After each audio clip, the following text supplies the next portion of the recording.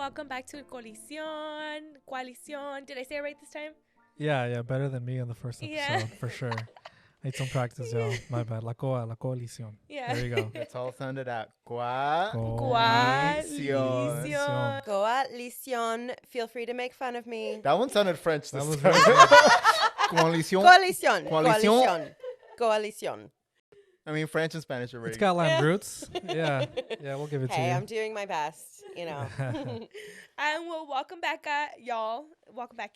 I'm here with my amazing colleagues from the Shut Down Adelanto Coalition. In the last podcast, I did mention that I was really excited to introduce y'all to my colleagues. And here they are, as I promised. To the left of me, I have Luis Nolasco and Eddie Torres. To the right of me, I got Margaret Hellerstien. Hence terrible Spanish. Yeah. I have an excuse. great French pronunciation. Terrible Spanish. But I want to give y'all a chance to also introduce yourselves. So let's start with Margaret. All right. So, hi, I'm Margaret. My pronouns are she, her. I'm an immigration attorney based in LA, but doing work out here. Thank you. Luis? And I'm Luis Nolasco. I use he, him pronouns. I'm a senior policy advocate and organizer with the American Civil Liberties Union of Southern California. Sorry, mouthful. And I'm based out of the Inland Empire, doing a lot of our immigrant rights work and criminal justice work out here. And I'm Eddie Torres. I use pronouns he, him, his. I'm the policy coordinator here with the Adelanto Coalition for Immigrant Justice. Thanks, y'all. And I'm really excited for y'all to hear what they got to say. Luis has been doing work in the Inland Empire for a very long time. I'm sorry. Are you calling me old? That's you calling me old. I'm so sorry. No. Very honorable work. And then Margaret has done some amazing work around here as well. And yeah, we can go ahead and get started. So let's talk a little bit about what is the ICE Processing Center. And go ahead. Actually, I think we should do a little bit of like an icebreaker. So let's go ahead and just let's welcome everybody into the Inland Empire, kind of orient ourselves here. Let's go around and share like a random fact about the IE. Yeah, I know there's like really interesting things about the Inland Empire, and maybe Luis, if you want to start off, because I know you have some really interesting ones. Yeah. Okay. So I have a lot of like little tidbits, especially when my colleagues like come from LA.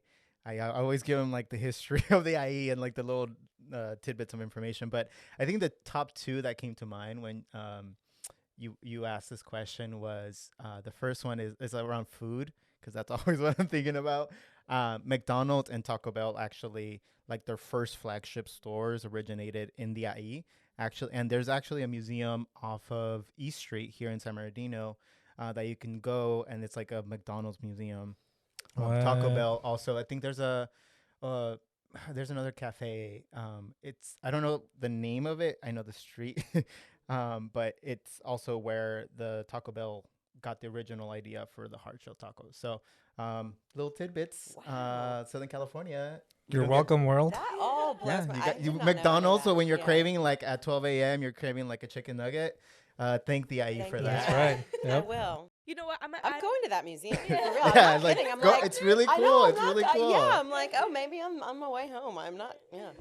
You know, I'm gonna add to that. There's also Juan Pollo. I think that also originated here. Yeah. Oh, that's dope. Used to love Juan Pollo. I don't know. Great rotisserie chickens. You know, like the ones you get at Costco. The ones that are ready to go. Yeah. So that's what No they make at Juan way. Pollo. Yeah, it's really good. Those are really delicious. Thanks, IE. Yeah. I'll go next because I'm going to a concert on Thursday, tomorrow actually. Shout out to Westside Boogie. We'll see you out in LA. I think most people don't know about the Inland Empire hosting the Coachella Festival. It's in Indio, but it's within Riverside County. It's within the Inland Empire. And in San Bernardino, we'll also have the Glen Helen Amphitheater, which is the largest outdoor amphitheater, I think, in the country. Definitely California, but potentially even the country too. So definitely been there a lot of times for music festivals, hip-hop festivals back in the day. So shout out to those venues. Yeah, and I could go ahead next. My little fact is that that Inland Empire is very centrally located. So in an hour, you'll find the beach. It's not in the IE, but It's an hour away. An hour away. It's an hour away. Another hour, you'll be like in the snow, Big Bear, the mountains, very beautiful. And in another hour, you'll be in the desert. So you're just driving through and you see all these different like what is it called? Bionorm? Biodiversity. There you go. Yeah. The SoCal challenge. Yeah. Like I don't know if you've seen all the TikToks about it. It's like Oh, the yeah. SoCal challenge. Like you wake up really early, you go to the beach, Mhm. then you go to the mountains, then you go to the desert, Yeah. or like you do it backwards. So You go to the desert first and get really hot, and then you go to the beach. yeah, or the mountains. Yeah. Although it's early in the day. Anyway. Yeah. So my fact is, if you are from California, you already know this, but I am not. And I didn't realize. So you hear that Joshua Tree National Park is the only place that Joshua trees grow. But I realized when I started coming out here, there's actually Joshua trees all over the IE, and they're really stunning and weird and cool. And I love it. I think they're also like protected, right? Yeah, I think like federally Yeah, protected. yeah, yeah. Yeah. So I'm always like, when people are like, oh, Joshua Tree, I'm like, actually, I get to see Joshua trees all the time. So Yeah, it's such a unique defining trait of the IE. Like yeah. It's on the Adelanto sign. Yeah, yeah, literally. you're right. Yeah, literally, like there's like a little circle within the sign that has so it's like the sign says City of Unlimited Possibilities, and then within that there's a little circle that also has a teeny tiny little banner, and it looks like a sunset, and there's little Joshua trees on that thing. And yes, I have studied that sign. I have seen that sign many times. Yeah. Well, thank you, Margaret, for actually leading us into our next topic, which is actually the Adelanto ICE Processing Center. We did mention a little bit in our last episode as well. But yeah, I want to give my colleagues a chance to go ahead and give y'all a little more background on it. Maybe when it opened, its expansions. Yeah, I think I can maybe orient ourselves a little bit more with Adelanto specifically, right? It's one of the smallest cities in San Bernardino County. It's located in the high desert area in the Victor Valley. So if you look behind me, you Yeah. can find... Where is it? It should be up there somewhere, right? We'll draw it up for the map for the next podcast.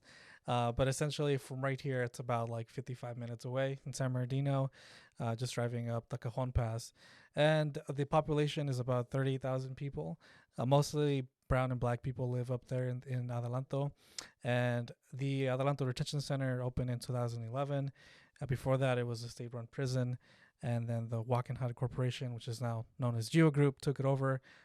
Huge private detention company all across the world. They have hundreds of detention facilities, immigration detention facilities all across the world.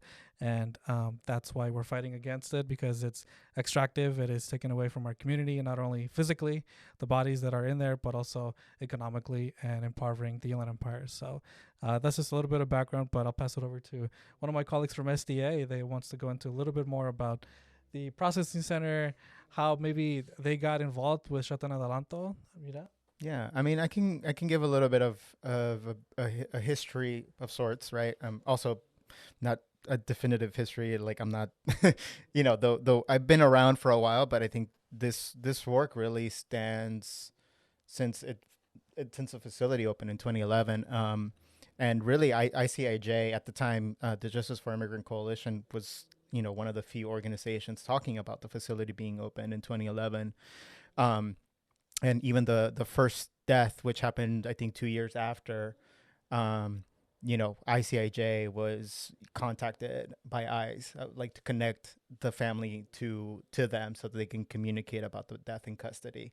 And so that was like sort of the initial starts, right? Like it was very small, like just denouncing the construction of the facility and just putting more attention into what was happening here in the IE and in Adelanto. Fast forward, I think another year or so, huge, amazing person. And they really helped ignite this movement for the closure and accountability of Adelanto. Vicky Mena, I like to say that she's in a sense like the founder of this work, because she at the time was living in Adelanto. Her family was from there. And she just really started energizing, talking to residents, talking to people about like this detention facility. It's a private prison. There needs to be different opportunities for us here. And really it was because of her that I connected with her, and we were working together on like expanding and like talking to people and creating some sort of campaign. That's when Freedom for Immigrants also sort of came in as well. We created reports, we filed public records requests. Like all these things started happening during Vicky when she was here. Unfortunately, she moved to Washington, but now she's doing that work over there. And then shortly thereafter, ICIJ, hired more people, and that's really when, like Lisbeth, who is the pretty much the other start of this work, really kind of helped spearhead this campaign. And now we're at this place where it's like we have a coalition of like 20 plus organizations from all over Southern California. We've done so many amazing, great things, reports, congressional hearings, actions, press conferences. So it's just been amazing to see like the development of this campaign and this action over the years. And like, I'm just so happy to see that there's finally like this movement and attention to the facility, given that it's been open for so long. But I think, from where we were at to where we're at now, I think we're making great progress, and I'm really hopeful for the future that like we'll get to that vision we want to see. Yeah, I'm sorry. Yeah, I want to say that there definitely has been so many wins. I think the detention center is actually at its lowest capacity right now, and there's 2 women left, and we're gonna get out. And then about 100 more folks, all men, and it's a real win. So many folks were released under Freja and under Roman. But yeah, which are cases, litigation. Yes. We sued ICE, Yeah. community groups, right? Community advocacy. We sued ICE and we won. Yeah, so Adelanto is actually the largest detention center on the West Coast. It has capacity for over 2,000 beds. And as Esmeralda mentioned, there's currently only 2 women in one of the facilities. And then there's over 100 men in the other facilities. So it's definitely a victory. And thanks to Mr. Freihat, who led that litigation to release over 60,000 immigrants all across the country. He's also a community member here in the Inland Empire, so big shout outs to him. We'll be talking more about one of his campaigns later on, so stay tuned for that. But Margaret, let's go ahead and give it over to you and tell us more about your work and how you got involved with Shut Down Adelanto. So I was representing primarily people who were detained at the Adelanto Detention Center. So this is, not, my clients were not people who had just come over from their home countries, people that had been, usually they were either picked up by ICE or transferred from a jail or prison. And before COVID, I was driving out to Adelanto about once a week. And I got involved with the Shut Down Adelanto Coalition. I think it was around COVID, when COVID started, because I suddenly had more time. Because a lot of my hearings were either, suddenly on video, or for a long time they were just postponed. There were no hearings. And I wanted to, and it was also because I was speaking with my clients all the time, and they were telling me these horrible things that they were going through. Sometimes, they were locked up for like 23 and a half hours a day, the HDQ neutral, this chemical that we'll talk about. Just the conditions were so just deplorable. And I started working with SDA just, to generally contribute to the movement to shut it down. And then SDA helped me with a client who, of all of the awful things that ICE did to my clients, this was the worst. This man was, he should have been released because he had every possible vulnerability to COVID. He had diabetes, he had Hep C, heart disease, schizophrenia. Oh my God, what else? I'm forgetting the last one or ones, but anyway, the point is he was incredibly vulnerable. The ACLU actually won a case to get him out, but then his housing fell through and he was never released. He got COVID. He was hospitalized. I was told, he's gone to surgery, but it went well. He's recovering, et cetera, et cetera. Anyway, long story short, essentially they told me that he had been released, but he actually was on his deathbed. And 10 days after he died, I was on the phone to an ICE officer, asking, I don't understand. You told me he'd been released. You're supposed to call me when you release my clients. Where is this person? And he told me to call the courthouse in LA.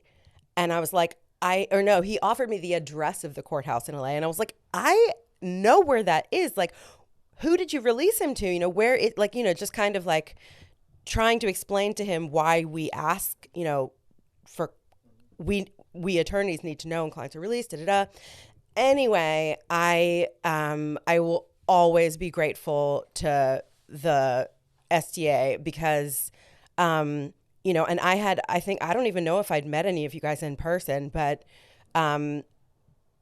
people just like came together and supported me. And Lizbeth called her contact at the Mexican embassy. My client was Mexican.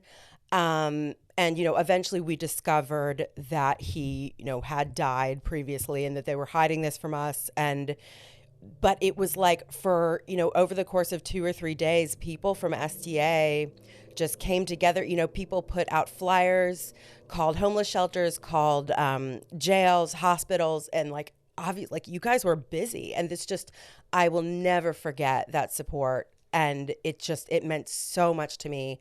And that feeling of finding out about my client was, you know, it was, you know, the worst professional experience that I've had. And I could not have gotten through that without you guys. So I'll always be grateful and thank you. And I also will say that I would come to these meetings, you know, once a week. At the time they were once a week. And that was like the highlight of my week because people were just like galvanized. And it was, you know, this motivation. It was really special. So that's how I got involved, and I'm still here. Yeah. And she's a free agent. I'm a free agent. Very important. So if anybody wants to give me a free job, agent. yes, yeah, free agent. I'm no longer with the organization that I was with when I got involved. So I'm just kind of like working with SDA on my own. Yeah. Yeah, and I just think that just goes to show what kind of person Margaret is, who's still here in Shut Down Adelanto, you know, on her own free will, on her own volition. So we're really happy to have her as part of our coalition. And Luis mentioned we have over 20 organizations involved, not just in SoCal, but also across the country as well. Amnesty International as well. Big shout out to them. But Esma, I'll pass it over to you. Maybe we can get into the next topic. And just a little bit more about SDA. SDA is not only like centered around immigrant rights orgs. There's environmental, there's labor, there's youth. I don't know if I said that last one, but I just want to remind everyone. I want us to touch base again about something that Margaret mentioned earlier, HDQ neutral. Just a little more background about it. It has very similar properties to DDT.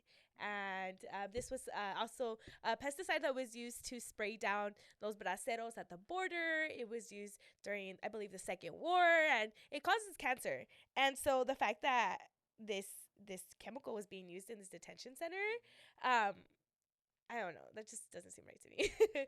Sorry, but yeah, I would like to pass it to one of my colleagues too. Yeah, Luis, if you want to talk a little bit more about HDQ and how it was used. Yeah, I mean, and this is all, you know, I think also a huge shout out to, I think part of the reason why all this work has been possible is because of the amazing like detained leaders and the people inside. And I think, you know, the only reason we found out about this chemical HDQ being applied inside the facility was because of Jose Topete, who is now out. Thank goodness. Yeah, he's out in the community. He's part of our coalition. So, but he was really like the person that broke that story. And a little bit more about the chemical from what we know. And this is really like a lot of this information came from our partners at Earth Justice, who is a national organization dedicated to environmental justice. The chemical, it was used inside the facility as a disinfectant inside Adelanto during the COVID time. The problem, though, and this is like in all the warning labels of this cleaning chemical, is that it needs to be diluted heavily because of how strong and potent it is. And what we found out is that they were not doing that. And so it was being applied in heavy doses to the extent that it was causing headaches, nausea, people's eyes were turning like red. I could go on about like the list of medical problems skin rashes that people were facing. And so, you know, because of this, we, you know, because of Jose Topete and others inside, you know, we're raising awareness about this chemical. The EPA, actually, the Environmental Protection Agency, actually got involved and issued a warning to GEO saying, hey, what you're doing is against federal regulations on how this chemical is being applied. Change it. And so that was really the start of like us drawing more light to how these chemicals are being used inside this facility. But I don't think it's isolated to Adelanto. I know that there's other facilities, ICE detention facilities across the U.S. that are using this chemical in a very similar manner. Mm-hmm. And just a little bit of the symptoms. It causes respiratory issues. It causes irritation to the skin. It causes like low fertility rates. It's also just like fatal. Like there's no reason to be using it at all. I'll just touch on a little bit more of the work that ICIJ has done connecting those lines of environmental and justice issues inside of the detention facility in Adelanto, but also outside in Adelanto and the Victor Valley area at large, because there's a lot of contamination, and there's a Superfund site within the vicinity of 3 miles that the detention center is located in. And we've drawn those connections before with toxic tours. There's a toxic tour video on our YouTube page that is a series of interviews from people that were detained inside of Adelanto Detention Center, and they talk about the conditions inside. They talk about the poor water quality that is still there, other issues like HDQ. And so we draw those connections to the community at large, because residents also have really poor water quality, and they also have other issues, right? The Inland Empire is known for having the worst air quality in the world, and there isn't much that is being done on that front. But a lot of the folks here in this coalition work with our EJ partners, like Esme mentioned, to make sure that there's regulations and that we have clean air for future generations to come, right? But all of those fights, as Esme mentioned, they're all interconnected, and we're all just slowly but surely chipping away at them, and one day we will shut down Adelanto and free everybody inside. I did not know that about the worst air quality in the world. Welcome. That's horrible. Welcome, Margaret. McDonald's and worst air quality. It's because like since there's so many mountains around us. Yeah, it's like a little bowl. Yeah, so it doesn't go anywhere. Oh, I see. So you're breathing in. Oh, thanks, Premier guys. air. You'll have much tougher lungs when you get back to LA. Yeah, exactly. Yeah, you know. Well, because LA has such clean air and no pollution of any kind. No, but I mean, I think on the air pollution thing though too is like another point that we've been talking about recently is just like how detention centers kind of continue to perpetuate harms to the environment, right? Like people think it's like, okay, Amazon, and there's amazing fights going against Amazon and the warehouse pollution. But also I think we need to realize that prisons and ICE detention centers are equal contributors to pollution for our region, right? So, and I mean, the two things that we're known for is like prisons and warehouses out here, right? Yeah. So I think our approach has been really great in that we're merging the two issues together. Yeah. Yeah. Oh, Yeah, I was going to say the just- water. Yeah. Yeah, just one last fact on that, because I think it's really important to highlight. There's more prisons and detention centers in the Inland Empire than Orange County and LA combined. And you think about the population size of LA and Orange County, combine those two populations, and we still have more prisons and jails here. Why? That doesn't make any sense. Why there's more here, right? Besides the history of white supremacy in the Inland Empire that's led to the conditions that exist currently, right? Selling cheap land to warehouse developers and selling superfunded land to prisons and detention centers. So, Yeah. I was going to say you guys should talk about the water thing because you know more about it than I do. But just to give listeners who are not familiar with Adelanto a picture, it's like when you're driving there are these beautiful mountains, and you come off the highway, and it's gorgeous, and like I said, Joshua trees, and then the detention center, and also there's some other jail. They just rise out of the desert, it's just like sinister.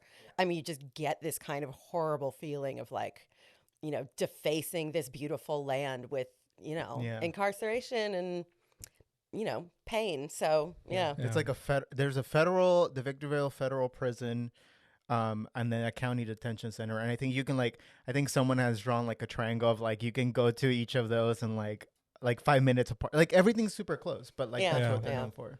Because of all the issues with HDQ neutral that we've mentioned, the Social Justice Legal Foundation. Social Justice Legal Foundation. Sorry, I'm like really terrible with acronyms, even my own. They are bringing a suit against GEO for their misapplication of HDQ. And so we are having a press conference on March 28th at 10 a.m. at the Riverside Federal Courthouse. So if you're listening to this and you're near Riverside, come out, join us. This is a really good step forward in a sense to just get accountability for all the people that had suffered and continue to have medical problems as a result of their imprisonment in geo and as a result of being exposed to this chemical. So really, really, really want to welcome and invite everybody to come out to this event. Yeah, and this is really a big win for leaders who have been advocating and fighting for justice, especially around HDQ neutral. So this is a huge step forward for them. I'm so happy this is happening, and hopefully they get the justice that they're demanding. Yeah, I was just going to say an additional draw is I will be dressed as Geo in a hazmat suit. So you can come out, throw paint on me, do it, you know. Yeah. Should be a good time. Yeah. Extra draw. Yeah. We will have very creative visuals. Yes. Yeah. Well, we also have some personal campaigns going on right now as well. We mentioned Mr. Fryhat, who's the main plaintiff on that litigation, Fryhat versus ICE, that led to the freeing of 60,000 immigrants. Come down if you can. I don't know if this episode will be out by then, but this Saturday we will be having a taco fundraiser for Mr. Fryhat. He faces some financial crisis and also housing instability, so we're looking forward to supporting him as the same way he supported so many immigrants across the country as well. Yeah, so I know that episode's going to come out after the fundraiser, but we will put the link so you could donate, and yeah, just reach out to us. Yeah, you can donate directly to the link that we'll post and just follow our social medias, and you'll be able to find it. Yeah, I think, and actually, I mentioned earlier too that there's two women left in Adelanto, Legaya and Jacqueline, two wonderful human beings, and there's actually a public campaign right now for them, to advocate for their release, and so there's also a petition, circulating online, so please sign it, and stay tuned because we're gonna have a couple more things, a couple more like sign-on things for them. So yeah. And I would also say, for anyone listening who's not from the area or who learned about Adelanto, the detention center from, just spread the word. One thing that, because the work can get, draining. And one thing somebody said in a meeting, I don't know if it was you or Lizbeth, was now when you Google Adelanto, you see information about the detention center and we did that. So spread the word, let people know, because a lot of people don't even know what immigration detention is. And when I say we did that, really, I mean you guys, but it's a collective we. I like to yell about stuff. So but spread the word. Great. Well, I think now is the perfect time to do a quick recap and also share about why we're in this movement as we invite people to come to our press conference on the 28th. I think it's really cool to have fresh young faces out there volunteering, giving your time. But let's talk about why we're here in this space. Maybe just about a minute or so for each one to reflect on why we're here. And let's just go ahead and maybe start with you, Luis, and before we close off. For the future generations. Now, I'm an immigrant. I'm here on DACA, and so this work, all the immigration work, is just extremely personal to me and my family. I know. Chewy felt it. He's very. He feels very strongly about this, and so this work is just personal to me. And I think, just fighting against a system that's actively trying to harm me and my family and my community, I think it's just something that I'll always be motivated to continue fighting for. But also, I just have, my sort of ambition in this world is tearing down these cages, right? Be they prisons, county jails, ICE Detention Center, cages. I'm just a huge advocate against cages and envisioning a better future where we can thrive and not have these places sort of harming our community. So that's really my drive in this work is that vision, right? To one day we'll get there. That was beautiful. Thank you, Luis. Margaret? To what Luis said about the cages, I mean, I sometimes joke that I'm more motivated by rage than compassion, but really I feel so angry about incarceration and the people being detained without, and that's another thing I feel like people don't know. Obviously you guys know, but a lot of people that I speak with in my outside life don't realize that people who are in immigration detention are not in jail. If they had a criminal record, they've already served their time, as it were. it's detention for an unlimited time. They can detain you for as long as they want for no reason at all. And that just like makes my blood boil. And I just feel like with, SDA, you guys it's just such a great group of people from, so like we were talking about, like it's coalition from so many different backgrounds and from different points of view of like environmental justice, like indigenous rights, so many things that come together. And it's just the energy is really, despite the difficulty, the energy is really positive. So it's, yeah. So basically, I'm really pissed off. That's the answer. Yeah. You're driven by ambition. Yeah. Yeah, I think personally for me, this work is really healing in a way. I come from a mixed status family. I'm a daughter of immigrants. I was born here. But I've experienced my family members being taken from me, being deported back to like our home country. And, that's... it hurts, I'm gonna cry. It hurts, and I wish like there was more agency or more I could have done for them. Sorry, yeah. Yeah, and so I didn't know that there was like things I could do, and that's why like I think like the public campaign for Ligaya and Jacqueline is so powerful, because I didn't know that like publicly we could do something to like support them. And yeah, so I really like love this work, and I'm like learning how to become like how to really be a true ally and how to support. And yeah, I just love it. I love what like I learned from like all three of you and all our coalition members. Sorry, I'm gonna cry. I'm such a Cancer. But, yeah, it's The modern placements. Yeah. Yeah, but yeah, I'll pass it to you, Eddie. Thank you so much, Esme. We really appreciate all of the passion that you put into this work too. That makes SDA run, really. For me, just like you, I come from a mixed status family, right? My parents are from Michoacan, and I was born here, but I lived in Mexico shortly after I was born. So I've always kind of felt like ni de aquí ni de allá, like I'm neither from here nor there. But I've worked in policy or worked for an elected official, and I just wanted to give back to the community, find my place in supporting justice, right? Whatever that means to a lot of people. I still don't know what it really means to me. But SDA, Shut Down Adelanto ICIJ, they've given me the tools to really fight back to an institution that is causing real harm to our community, real institutional violence. So I'm super grateful to be in this position and to give back to a community that I love, that I'm a part of. So that's why I'm here. Thank you, y'all. I feel like there's so much more to discuss. Like we didn't even like.